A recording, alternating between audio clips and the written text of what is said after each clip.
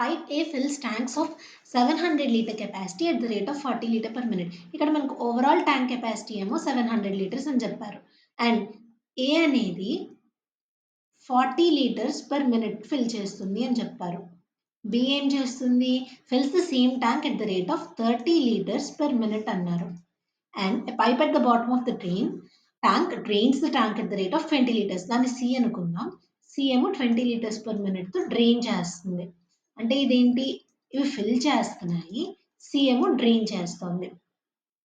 If pipe A is kept open for a minute and then closed, B is kept open for a minute and then closed, and then C is kept open for a minute and then closed, and the cycle is repeated. అంటే first 1 minute లో ఏమైంది?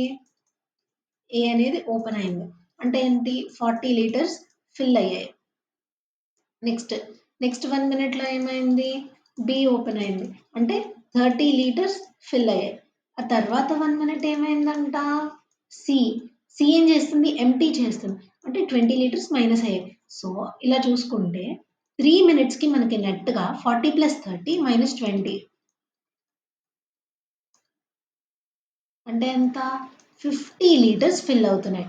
కానీ మన దగ్గర ఉన్న overall capacity ఎంత? 700. 3 minutes లో 50 litres అవుతున్నప్పుడు 700 లీటర్స్‌కి ఎంతసేపు అవుతుంది అన్నది క్వెషన్. సో దీనికి సింపుల్‌గా మనం ఏం చేయొచ్చు? 700 ఇంటూ 3 డివైడెడ్ బై 50 చేసేయొచ్చు. 50 ones and 14s. So 14 3s ఎంత? 42 minutes is the right answer. Option A.